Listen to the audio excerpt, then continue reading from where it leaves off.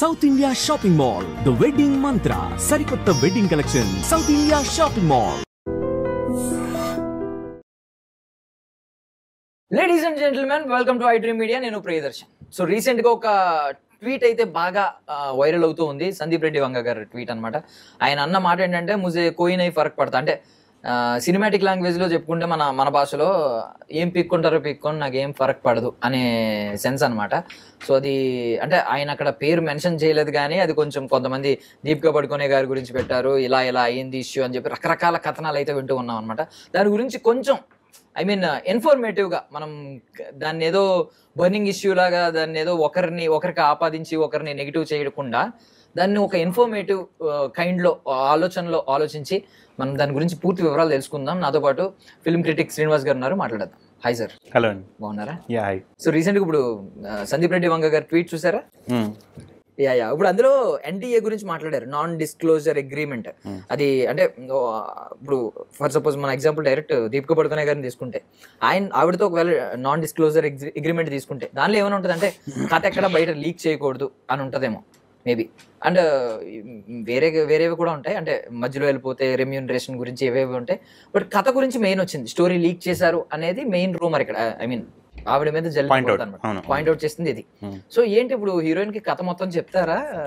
అది నిజంగానే సాధ్యం అవుతుందా మనం కథను బయట లీక్ చేయడం? ఇవన్నీ దానికి ఏమన్నా లీగల్ ఇష్యూస్ కూడా ఉంటాయి, తర్వాత ఫేస్ చేస్తారా? ఉంటాయండి. టు స్టార్ట్ విత్, ఒక సినిమా తీయడం చూడండి, ఏదైతే ప్రాసెస్ ఉందో 3 స్టేజెస్ ఉంటుంది. Pre production, production, post production. So production అంటే యాక్చువల్గా సినిమా తీయడం, వాళ్ళు కెమెరాలు పెట్టి అందరు సెలెక్ట్ అయిపోతారు, అప్పటికే సినిమా తీయడమే ప్రొడక్షన్. కానీ ఈ స్క్రిప్ట్ మీరు చెప్పిన స్పిరిట్ మూవీ అవుతుందో ఇంకా it is in the very starting pre production stage. Pre production అంటే యాక్టర్స్ అందరు సెలెక్ట్ అవుతారు, ఆ సెలెక్ట్ అయిన యాక్టర్స్ని వీళ్ళు వెళ్ళి నరేషన్ ఇస్తారు. ఆ నరేషన్లో మ్యూచువల్ పార్టీస్ కనుక అగ్రీ అయితే వాళ్ళ మధ్యలో కొలాబరేటివ్ టర్మ్స్ అండ్ కండిషన్స్ తోటి వాళ్ళ యొక్క వాళ్ళ లాయర్ వీళ్ళ లాయర్ చూసుకొని అన్ని స్టేట్మెంట్స్ చదువుకొని ఎలాంటి పాయింట్స్ లేకుండా ఏమైనా కండిషన్స్ ఉంటే ఆ కండిషన్స్ అన్ని ముందే చెప్పేసి, ఎందుకంటే మధ్యలో సడన్గా కండిషన్ పుట్టకూడదు, అవునా కదా. సో అలా రూల్స్ అండ్ రెగ్యులేషన్ మొత్తం ఫ్రేమ్ చేసుకొని ఆ సిగ్నేచర్స్ చేసుకొని మ్యూచువల్ రెస్పెక్ట్ తోటి ముందుకెళ్తారు. అప్పుడు ఆ సినిమా పట్టాలెక్కే స్టేజ్కి వచ్చి ప్రొడక్షన్కి వస్తుంది. ప్రీ ప్రొడక్షన్ స్టేజ్లోనే ఫస్ట్ మీటింగ్లోనే, యాక్చువల్లీ ఫస్ట్ మీటింగ్ కంటే ముందు కూడా ఎప్పుడు కూడా ఒక స్టార్ ఇప్పుడు ఇక్కడ ఈ డిఫరెన్స్ ఎక్కడ వచ్చింది, ఒక స్టార్కి ఒక స్టార్ డైరెక్టర్కి మధ్యలో. సో డైరెక్ట్గా మనం అనుకున్నట్టు ఆ స్టార్ డైరెక్టర్ ఆ హీరోయిన్కి ఫోన్ చేసేసి మాట్లాడేసి పిలిచేసి మా ఆఫీస్కి అలా ఉండదు. ఫస్ట్ ఈ స్టార్ డైరెక్టర్కి సంబంధించిన మేనేజర్ ఉంటారు కదా, he'll call to the manager of that star, ఆ లేడీ స్టార్. సో వాళ్ళ మధ్యలో ఫస్ట్ డిస్కషన్ అవుతుంది. వాళ్ళు మ్యూచువల్ అన్నీ మాట్లాడుకున్నాకనే అది ఎస్కలేట్ అయ్యి వీళ్ళ దగ్గరకు వస్తుంది. అంత బాగుంటే ఎస్కలేట్ అయ్యి వీళ్ళ దగ్గరకు వస్తుంది. అంటే సో అంటే లో లెవెల్లో అంతా బాగానే ఉంది అనుకోవాలి, వీళ్ళ దగ్గర వచ్చింది అంటే అది డిస్కషన్ జరిగి వీళ్ళు స్క్రిప్ట్ విన్నే స్టేజ్కి వచ్చింది అంటేనే అర్థం ఏంటి, థింగ్స్ వర్ ప్రాపర్ ఎట్ లో లెవెల్, అంటే సబార్డినేట్స్ మధ్యలో అంతా బాగానే ఉంది. సో వీళ్ళ దగ్గరికి ఎస్కలేట్ అయ్యి వచ్చింది. ఇక్కడ వచ్చినప్పుడు ఏమైంది, ఇప్పుడు సందీప్ రెడ్డి వంగ ఇతను సక్సెసెస్లో ఉన్నారు. యాక్చువల్లీ సక్సెసెస్లో ఉన్నప్పుడు వాళ్ళ మైండ్ సెట్, వాళ్ళ థాట్ ప్రాసెస్, వాళ్ళ యొక్క బాడీ లాంగ్వేజ్, బిహేవియర్ కూడా వాళ్ళు పాజిటివ్, అంటే వాళ్ళు చేసేది వాళ్ళకి కరెక్టే అనిపిస్తుంటుంది, కానీ చూసే వాళ్ళకి అది యాటిట్యూడ్ లాగా అనిపిస్తుంటుంది. అంటే వాళ్ళ పాజిటివ్ జోన్లో ఉన్నారు అంతే, వాళ్ళతో కలిసి నడిస్తే మీరు కూడా సక్సెస్ అవుతారు అనే ఒక మైండ్ సెట్లో వాళ్ళు ఉంటారు. తప్పు కాదు, సక్సెస్ ఇచ్చే ఒక గర్వం అది. ఆ గర్వం కూడా ఎంజాయ్ చేయాలి కదా, లైఫ్లో అన్నీ ఉంటాయి. సక్సెస్ ఉన్నప్పుడు సక్సెస్ కూడా ఎంజాయ్ చేస్తారు కదా, అది ఎంజాయ్ చేసే ఫేజ్లో ఉన్నాడు ఆయన. మీరు అన్నది ఇప్పుడు కొంచెం కొంతమందికి యాటిట్యూడ్ లా కనిపించవచ్చు అన్నారు, బట్ సేమ్ చూసుకుంటే రణబీర్ కపూర్ లాస్ట్ టైం చేసినప్పుడు యానిమల్ సినిమా, ఆయన స్టేజ్ మీద చెప్పింది ఏంటంటే, నేను నా డైరెక్టర్కి కొంచెం దాన్ని ఏమంటారు లాయల్గా ఉందాం అనుకుంటున్నాను, రాజమౌళి గారి సినిమా చేస్తావా, ఈ సినిమా చేస్తావా అంటే సందీప్ రెడ్డి వంగానే నెక్స్ట్ సినిమా కూడా చూస్ చేసుకున్నాడు. అండ్ చాలా ఒక లెవెల్లో ప్రైజ్ చేశాడు. రణబీర్ కపూర్ ఏం తక్కువ అతను కాదు, దీపికా పడుకున్న ఈక్వల్ స్టేచర్, ఇద్దరు కలిసే బోలని హిట్స్ ఇచ్చారు, ఏ జవాని హే జవాని లాంటిది.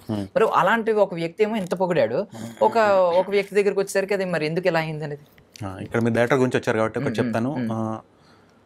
చాలామంది డైరెక్టర్స్ ఒక సినిమా తీసేప్పుడు వాళ్ళకి కథ ఒక దగ్గర నుంచి తీసుకొస్తారు, సినిమాటోగ్రాఫర్ ఒకళ్ళని తీసుకొస్తారు, మ్యూజిక్ ఒకళ్ళని తీసుకొస్తారు, వీళ్ళందరికీ పనప్పచెప్పి వాళ్ళు ఓవరాల్గా సినిమా బాగొచ్చేలా చూసుకుంటారు. ఇది ఒక సెగ్మెంట్ ఆఫ్ డైరెక్టర్స్. ఇంకో సెగ్మెంట్ ఆఫ్ డైరెక్టర్స్ ఎట్లుంటారంటే, they know what they want. So మనం అర్జున్ రెడ్డి సినిమా నుంచి చూస్తే సందీప్ రెడ్డి వంగ ఒక క్లారిటీతో సినిమాలు తీసుకుంటూ వస్తున్నారు. ఆ క్లారిటీ ఏ రేంజ్ కంటే ఎక్స్ట్రీమ్ లెవెల్స్ ఆఫ్ క్లారిటీ. నాకు ఇది కావాలంటే కావాలి, నాకు ఒక డమ్మీ సినిమాటోగ్రఫర్ ఉన్నా పర్లే, నేను చెప్పింది తీస్తే చాలు, నీ టాలెంట్ నీ క్రియేటివిటీ నాకు వద్దు, నువ్వు తోపు కెమెరామెన్ కావచ్చు నాకు వద్దు, నాకు కావాల్సిన పని చేయి చాలు, నేను చెప్పింది చెయ్యి అంతే. నువ్వు తోపు మ్యూజిక్ డైరెక్టర్ కావచ్చు, నేను కావాల్సింది చేయి చాలు. You might be so creative in creating many better tunes than what I say, but I want only what I say. నేను చెప్పింది నాకు కావాలి, దీనికంటే బెటర్ ఇస్తే కూడా నాకు వద్దు, దీనికంటే తక్కువ ఇస్తే నేను ఒప్పుకోను అన్న క్లారిటీలో ఉన్న మనిషి సందీప్ రెడ్డి వంగ అని ఆడియన్స్కి అయితే ఒక క్లారిటీ ఉంది బేస్డ్ ఆన్ అతని యొక్క success journey from Arjun Reddy to recently animal. చాలామంది యానిమల్ని తిట్టిపోసారు, అది వల్గర్ మూవీ అన్నారు, అడల్ట్ మూవీ అన్నారు. ఎన్ని అన్నా సినిమా ప్రాస్పెక్ట్స్ మాట్లాడేది బిజినెస్. వాళ్ళు పెట్టింది 200 కోట్లు, వచ్చింది 850 కోట్లు. అంటే 650 కోట్లు తెచ్చిపెట్టింది ఒక సినిమా. అంటే ఆ ప్రొడక్షన్ హౌస్కి ఎన్నో ఫ్లాప్స్ చూసిన ప్రొడక్షన్ అంటే ఆ ఫేజ్లో ఒక ఇంత పెద్ద సక్సెస్ ఇచ్చి అన్నింటినీ రికవర్ చేసేలాంటి సినిమా ఇచ్చిందంటే ఎంత హ్యాపీగా ఉంటారు ఈ డైరెక్టర్ మీద వాళ్ళు. అంటే ఇప్పుడు ఆల్మోస్ట్ ఇప్పుడు నెక్స్ట్ సినిమాకి బ్లైండ్ ఇన్వెస్ట్మెంట్ చేయడానికి రెడీగా ఉన్నారు వాళ్ళు. బ్లైండ్ ఇన్వెస్ట్మెంట్ అంటే ఇతను ఎక్కడ ఏం క్వశ్చన్ చేయకుండా నువ్వు ఏం చేస్తావు చెయ్యి, మేము డబ్బులు పెడతాం అంతే, నీకు we are pumping money for you, you are free to do whatever you want. అంత లిబరల్ స్టేజ్ సెల్ఫ్గా తెచ్చుకున్నాడు ఇతను. ఎక్కడి నుంచో తెచ్చుకున్నది కాదు ఇది, సెల్ఫ్ ఎర్న్డ్ రికగ్నిషన్ ఇది, అవునా కదా, సెల్ఫ్ ఎర్న్డ్ గ్రేట్నెస్ ఇది. సో ఆబ్వియస్లీ ఆ గర్వం ఉంటుంది. ఆ గర్వం చూసే వాళ్ళకి కొంచెం ఎక్కడో నెగటివ్గా అర్థం చేసుకోవచ్చు, కొంత యాటిట్యూడ్ అనుకోవచ్చు. No problem. If what's wrong if is having attitude. అది సక్సెస్ నుంచి వచ్చిన యాటిట్యూడ్ అంటున్నా నేను, గర్వం నుంచి వచ్చిన యాటిట్యూడ్ కాదు, సక్సెస్ నుంచి వచ్చింది. ఇంకోటి అతనితో జర్నీ చేస్తే సక్సెస్ అనే క్లారిటీ ఉన్నప్పుడు ఇట్స్ ఓకేను, let's move on with that అని కొంతమంది అనుకుంటారు. కొంతమందికి నేను కూడా స్టారే కదా, why should I bend for anybody అని కొంతమంది ఉంటారు. అంటే ఎవరిని పాయింట్అవుట్ చేయట్లేదు, జనరల్గా చెప్తున్నా. సో ఇక్కడ సందీప్ రెడ్డి గారి మీద ఒక క్లారిటీ ఏంటంటే అతనికి ప్రతి డిపార్ట్మెంట్తో ఎలా పనిచేయించుకోవాలనే క్లారిటీ ఉంది. తోపు టెక్నీషియన్సే ఉండక్కర్లేదు. అంటే the music director who works for Sandeep Reddy Vanga need not be a great musician, he just need to understand what he wants and deliver that enough. ఆ cinematographer working for Sandeep Reddy Vanga need not be a great cinematographer who is capable of doing some Discovery Channel or National Geographic. No, he just want the camera to be placed the way he wants. As simple as that. Ante he might be a local Telugu guy also, he'll pick him and put for the task.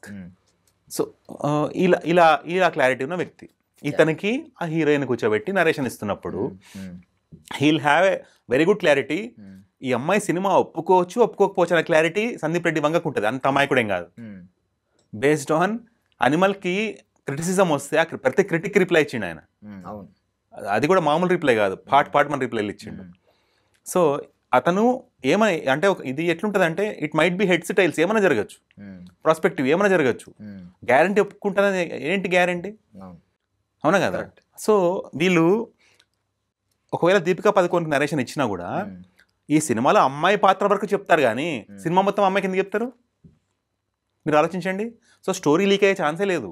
Okay, ఇప్పుడు ఈ సినిమాలో ప్రభాస్ ఏం చేస్తారో హీరోయిన్కి ఏం సంబంధం, ఆమెకి ఎందుకు చెప్తారు అసలు నరేషన్లో బేసిక్ లెవెల్లో. అంటే మొత్తం ఫిక్స్ అయిపోయి రెమ్యూనరేషన్ ఫిక్స్ అయిపోయి సినిమా రేపు షూటింగ్ వెళ్తుంది అనగా ఆఫ్ కోర్స్ అంటే 1 month ముందు అందరినీ కూర్చోటి వర్క్ షాప్స్ చేసి అది వేరే. ఇది మరీ బేసిక్ ప్రీ ప్రొడక్షన్ స్టేజ్లో ఉన్నప్పుడే మొత్తం స్టోరీ చెప్పేసి కూర్చోరు ఎవరు. అమాయకులు ఎవరు ఉంటే ఇలా చేస్తారేమో కానీ ఇంత ప్రొఫెషనల్ సక్సెస్ చూసిన వ్యక్తి మొత్తం నరేట్ చేసి కూర్చోడు. ఫస్ట్ ఒక లైన్ చెప్తారు, ఆ లైన్తో వాళ్ళని కన్విన్స్ చేసుకోవడానికి ట్రై చేస్తారు. ఆ లైన్ నుంచి నెక్స్ట్ మీటింగ్లో it goes to the little depth of the characterization. ఇందులో మీ క్యారెక్టర్ ఏంటి, మీ క్యారెక్టర్ డ్యూరేషన్ ఏంటి, ఆ క్యారెక్టర్ బిహేవియరల్ ప్యాటర్న్ ఏంటి, కాస్ట్యూమ్స్ ఎలా ఉంటాయి, ఎలాంటి సీన్స్ ఉంటాయి, ఎలాంటి కాంబోస్ ఉంటాయి, ఎన్ని డేట్స్ మీకు ఇవ్వాల్సి ఉంటుంది, ఎన్ని అవర్స్ మీతో ఇచ్చేయాల్సి ఉంటుంది అని ఇలాంటి టెక్నికల్ టర్మ్స్ డిస్కషన్ ఉంటుంది. దాంతోపాటు ఆన్ స్క్రీన్ పోర్ట్రేయల్ ఏంటి, ఇలాంటి టర్మ్స్ ఉంటాయి. అయితే ప్రొఫెషనల్ ఎథిక్స్ ప్రకారము జనరల్గా మెన్కి ప్రాబ్లం ఉండదు కానీ ఉమెన్కి లైఫ్లో కొన్ని ఘట్టాలు ఉంటాయి, అన్అవాయిడబుల్ ఘట్టాలు ఉంటాయి. అది మ్యారేజ్ కావచ్చు, ప్రెగ్నెన్సీ కావచ్చు. అంటే ఎగ్జాంపుల్ ఒక సినిమా నడుస్తున్న టైంలో సడన్గా అమ్మాయి ప్రెగ్నెంట్ అవుతే, అమ్మాయి హీరోయిన్ అయితే సినిమాకి అది ఎంత మైనస్ అవుతుంది. ఆ సినిమా కాంబో సీన్స్ ఉంటాయి, హీరో హీరోయిన్ కాంబో సీన్స్ ఉంటాయి. అమ్మాయి ప్రెగ్నెంట్ అవుతే ఎలా అప్పుడు సినిమా ఆపాయాల్సి వస్తుంది వాళ్ళ కోసం. సో వీళ్ళు ముందే అది కూడా మెన్షన్ అయి ఉంటుంది, అది వినడానికి అనెథికల్గా అనిపించినా, అది కొంచెం హట్టింగ్గా అనిపించినా అది కూడా మెన్షన్ చేస్తారు. మీ సినిమా అవుతున్న టైంలో మీకు ఒకవేళ పెళ్ళైనా మీరు ప్రెగ్నెంట్ అవ్వడానికి లేదు అని మెన్షన్ ఉంటుంది ఆ రూల్స్ అండ్ రెగ్యులేషన్స్లో. అంత కటువుగా రూల్స్ అండ్ రెగ్యులేషన్స్ రాసుకుంటారు. Because cinema is not an emotion. Cinema చూస్తున్నప్పుడు అవుట్పుట్లో ఎమోషన్ ఉంటుంది కానీ తీసేప్పుడు ఎమోషన్ చూడరు, బిజినెస్గానే చూస్తారు దాన్ని. సినిమా జరుగుతుంది, ఒక సినిమా తీస్తున్నారు అంటే అది ఒక బిజినెస్. ఆ బిజినెస్కి అవసరమైన ఐకాన్స్ అందరినీ సెలెక్ట్ చేసుకొని ముందుకెళ్ళి ప్రొడక్షన్ స్టేజ్కి వెళ్ళి సినిమా తీస్తారు. సో ఇప్పుడు అందుకే అంత ధైర్యంగా ఆయన ముజే కోయి నై ఫరక్ పడతా అనే స్టేట్మెంట్ ఎందుకంటే మొత్తం ఎంత రివీల్ చేస్తాడు స్టోరీని. ఒక క్యారెక్టర్కి వాళ్ళ గురించి చెప్తారు కానీ సినిమా మొత్తం ఎందుకు చెప్తారు? అండ్ అతను ఉన్న స్టేచర్లో ఆ అమ్మాయిని కన్విన్స్ చేయాల్సిన అవసరం లేదు, చెప్తే చాలు. జస్ట్ ఏంటంటే ఒక అమ్మాయి నా నరేషన్ వినడానికి వచ్చింది అనే రెస్పెక్ట్తో నరేటివ్ ఇస్తారు తప్ప అదర్వైజ్ ఆయన ఉన్న స్టేజ్కి పిలిస్తే వచ్చి యాక్ట్ చేయాలి. అంత సక్సెస్ చూపించాడు కాబట్టి. Because success speaks bigger than anything in film industry అండి. Not emotions, not anything. అంటే నేను ఫైనాన్షియల్గా చెప్తున్నా, బిజినెస్ ప్రాస్పెక్ట్లో చెప్తున్నా. సినిమాలో చూసేప్పుడు ఆడియన్స్కి ఎమోషన్ అవన్నీ ఉంటాయి, అన్ని రకాల నవరసాలు ఉంటాయి. కానీ సినిమా తీయడము, సినిమాని ప్రమోట్ చేయడం, సినిమా బిజినెస్. సినిమా అనే బిజినెస్లో మనీ తప్ప సక్సెస్ తప్ప ఇంకోటి మాట్లాడదు. మీరు ఎంత బ్యాడ్ ఫిల్మ్ అనేది ఇవ్వండి, సక్సెస్ అయిందంటే నువ్వు తోపు డైరెక్టర్ అంతే, అదే ఫిక్స్. అంటే ఇప్పుడు ఒకప్పుడు వర్మ గారిని ఇప్పుడు మనం సిమిలారిటీస్ అని మాట్లాడుకుంటూ ఉంటారు. అంటే అప్పట్లో పాత్ బ్రేకింగ్ సినిమాలు తీశారు, సత్య శివ లాంటి సినిమాలు. ఇప్పుడు అర్జున్ రెడ్డి లాంటి సినిమాలు వచ్చిన తర్వాత ఈయన కూడా కొంచెం పాత్ బ్రేకింగ్ ఆ కైండ్ ఆఫ్ డైరెక్టర్ అవుతున్నారు, ఒక ఇంపాక్ట్ఫుల్ డైరెక్టర్ అని చెప్పి కొంతమంది అన్నారు. బట్ ఈయన పూర్తిగా కమర్షియల్ డైరెక్టర్. అది పక్కన పెడితే వర్మ గారిని వివాదాల వర్మ అంటారు. ఇప్పుడు ఈయన కూడా వివాదాల్లో, అంటే ఇప్పుడు ఇది బయటకు వచ్చింది బట్ ఈయన బయటకు రానివి కొన్ని ఉన్నాయి. అంటే రతన్ గారి మీద ఈయన కొంచెం నెగిటివ్గా చెప్పారు, అది ఈయన చెప్తే తప్ప బయటకు రాలేదు. అంటే ఆ మ్యూజిక్ డైరెక్టర్ నుంచి బయటకు రాలేదు. అండ్ పరిణితి చోప్రా ఇంకొక సినిమాలో హీరోయిన్, ఐ మీన్ యానిమల్ సినిమాలో రష్మిక క్యారెక్టర్ పరిణితి చోప్రా అని చెప్పారు. ఈయనే చెప్పారు, నేనే నాకు నచ్చక సడన్గా ఎందుకో గీతాంజలి క్యారెక్టర్ ఆమెలో కనిపించక వద్దని చెప్పేసాను, ఆవిడ మంచిగా వెళ్ళిపోయారు, ఏం అబ్జెక్ట్ చేయకుండా అని చెప్పి అన్నారు. సో ఇలాంటి కొన్ని ఇప్పుడు తెలుస్తున్న కొద్దీ ఈయన కూడా ఏంటి వివాదాల వారంలాగా కొంచెం సందీప్ రెడ్డి వంగ అంటే పాత్ బ్రేకింగ్ డైరెక్టరే కావచ్చు, కొంచెం వివాదాలు ఈయన చుట్టూ ఉంటాయి, ఇంకా తెర వెనక ఇంకా ఉండొచ్చు అనే అనుమానాలు కూడా ఉంటాయి. కాబట్టి ఈయన కూడా ఆ కైండ్ ఆఫ్ దానిలోకి వెళ్తున్నారంటారా? ఒకటి చూడండి, ఒక స్టార్ కానీ ఒక స్టార్ డైరెక్టర్ కానీ వాళ్ళు ఏం పని చేసినా క్యాప్చర్ చేసే ఒక సెట్ ఆఫ్ మీడియా ఉంటారు, వాళ్ళని పేపరాజీ అంటారు. ఓకే, మీరు అబ్జర్వ్ చేస్తే యూట్యూబ్లో చాలా పేపరాజీ గైస్ ఉంటారు. వాళ్ళు ఏం చేస్తారంటే ఒక హీరోయిన్ ఏ టైంకి లేచింది, ఆ లేచి ఏ కార్లో వెళ్ళింది, ఏ జిమ్కి వెళ్ళింది, ఎయిర్పోర్ట్కి వెళ్తే ఒకవేళ రావడము వెళ్ళడం అన్నీ షూట్ చేసి పెడతా ఉంటారు. అంటే ఆ stars life is an open book లాగా. అంటే ఆ అమ్మాయి ఎక్కడ ఉంది, ఏం చేస్తుంది అంతా కూడా ఈ పేపరాజీకి పర్మిషన్స్ ఏముండవు. వాళ్ళు పేపరాజీ మీడియానే రిజిస్టర్ చేసుకుంటారు వాళ్ళు. సో వాళ్ళని ఆపడానికి కూడా వీళ్ళకి ఉండదు, వాళ్ళు తీసుకోవచ్చు అనమాట. They are free to make such videos because they show the livelihood in that. So police వాళ్ళని ఆపడానికి ఉండదు అంటిల్ అండ్ అన్లెస్ అక్కడ ఏదన్నా ఇల్లీగల్ థింగ్ జరిగితే తప్ప they can't stop them. Stars కూడా ఆపలేరు వాళ్ళని, they are free to do that. మన దగ్గర కూడా ఉన్నారు పేపరాజీ మీడియా. అలాగా ఒక సెట్ ఆఫ్ మీడియా ఉంటారు, వాళ్ళు ఈ స్టార్కి సంబంధించిన అన్ని యాక్టివిటీ క్యాప్చర్ చేస్తూనే ఉంటారు.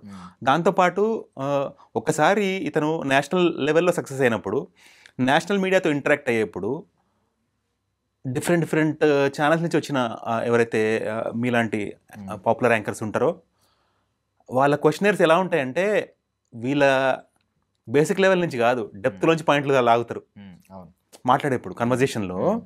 కొంతమంది యాంకర్స్ బేసిక్ లెవెల్లో క్వశ్చన్స్ అడిగి సాటిస్ఫై అయిపోతారు. కొంతమంది ఉంటారు ఎవ్వరు ఎప్పుడు అడగని క్వశ్చన్ అడుగుతారు, వీళ్ళు ఎప్పుడు చెప్పని పాయింట్లు బయటికి తీస్తారు. అది ఆ కన్వర్జేషన్ జరగకపోయింటే ఆ విషయం అసలు బయటికి రాదు.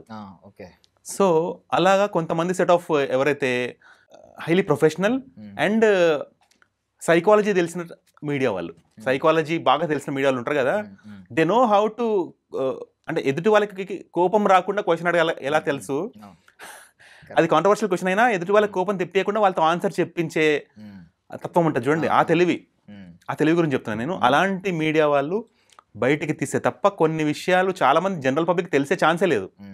సో మీరు అడిగిన దానికి ఆన్సర్ ఏంటంటే అలా కొంతమంది మీడియా వాళ్ళు ఎంతో చెప్పించిన ఆన్సర్స్ అవి. ఎవరికే అవసరం అండి అలా చెప్పడము, ఒకళ్ళ గురించి ఎవ్వరు నెగిటివ్ చెప్పరు. వీళ్ళు అడిగిన క్వశ్చన్స్కి ఇంకా ఏమంటారు దాన్ని, సరెండర్ అయిపోతారు ఆన్సర్ అంతే.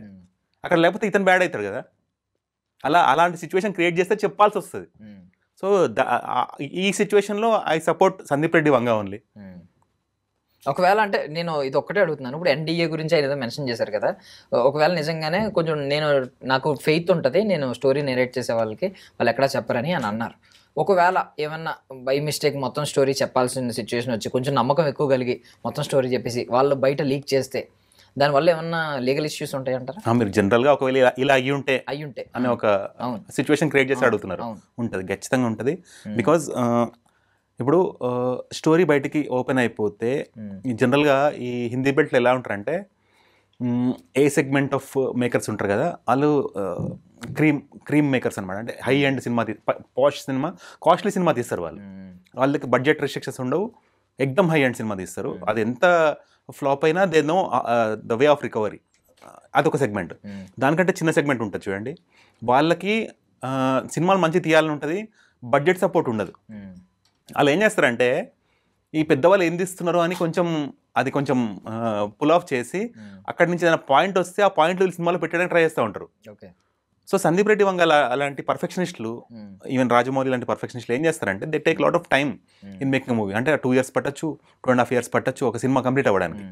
ఆ టైంలో ఒక చిన్న సినిమా వాడు ఈ పాయింట్తో రిలీజ్ చేసేసి వీళ్ళ సినిమా రిలీజ్ అయినప్పుడు ఇది నా పాయింట్ అంటే మీకు అర్థమవుతుందా? వీళ్ళు ఎంతో కూర్చొని ఎన్నో డిస్కషన్స్ చేసుకొని, ఇంటలెక్చువల్ డిస్కషన్స్ చేసుకొని స్టోరీ రైటర్స్ మధ్యలో ఎన్నో కొత్త పాయింట్స్ ఆడియన్స్ని ఎంత బాగా ఉర్రు తెలుగించవచ్చు. ఇప్పుడు ప్రభాస్ని నెవర్ సీన్ బిఫోర్ లాగా చూపించాలి మనము ఈ సినిమాలో, లుక్ పరంగా, డైలాగ్ డెలివరీ పరంగా, ఆ మ్యూజిక్ పరంగా, యాక్షన్ పరంగా అన్నీ ఆలోచించుకొని సీన్స్ అన్నీ రాసుకొని డెవలప్ చేసుకొని, అంటే it's a huge homework that they do before they start even pre production.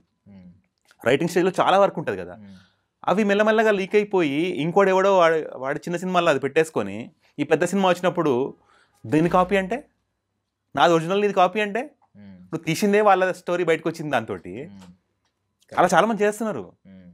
Issues ఉంటాయి. ఇప్పుడు ఒకవేళ లీగల్గా ఫైట్ చేస్తే అది చాలా పెద్ద కేసు అవుతుంది. అది ఏంటంటే అప్పుడు అలాంటి ఇప్పుడు ఇంకా బాలీవుడ్ అన్నా తక్కువ, కానీ హాలీవుడ్లో ఇలా చేస్తే కొన్ని వేల కోట్లు పే చేయాల్సి వస్తుంది. అట్లా ఎవరన్నా డిఫేమ్ చేస్తే, అలా డిఫామేషన్ కేసు వేస్తే కనుక they have to end up paying. అంటే ఇంకా అలా లైఫ్ టైం ఇలా కూడిగా చేయాల్సి వస్తుంది, అంత పే చేయాల్సి వస్తుంది. అర్నింగ్ అంటే ప్రాపర్గా ఉంటేనేమో అర్నింగ్ కూడా అదే రేంజ్లో ఉంటుంది. ఇప్పుడు మీరు చూస్తే మన టైటానిక్ హీరో, అతను మామూలుగా మన దగ్గర ఎవరైనా స్టార్ హీరో ఏదైనా పెద్ద సినిమా చేసి సక్సెస్ అవుతే we see them buying cars, ఇల్లులు. హాలీవుడ్లో ఐలాండ్లు కొనేస్తారు వాళ్ళు, ఐలాండ్ కొనేసి దాన్ని ఒక రిసార్ట్ లాగా రెంట్కి ఇస్తుంటారు అనమాట. అంత ఉంటుంది సక్సెస్. అంటే ఇప్పుడు మెల్లగా నాకు తెలిసి Sandeep Reddy Vanga will not stop at Hindi cinema, he'll slowly step in to English cinema. మీరు అబ్జర్వ్ చేయండి. ఎందుకంటే హిందీ సినిమా కంటే కూడా ఎహెడ్ ఆఫ్ ఉన్నాడు ఆయన. ఆ హిందీ సినిమా కంటే ఎహెడ్ అంటే ఇంగ్లీష్ సినిమానే. ఇంగ్లీష్ సినిమాలో ఇలాంటి క్వశ్చన్స్ ఇయ్యరు, ఇలాంటి రెస్ట్రిక్షన్స్ పెట్టరు. అతను తీయాలన్నా తీసుకోవచ్చు, ఫ్రీడమ్ ఉంటుంది. దాన్ని డబ్బుడుగా మనం హిందీగా చూడగలుగుతాం నాకు తెలిసి. అంటే ఐ సీ యానిమల్ అనే కాదు సినిమాని మనం ఎక్కడ చూస్తాం.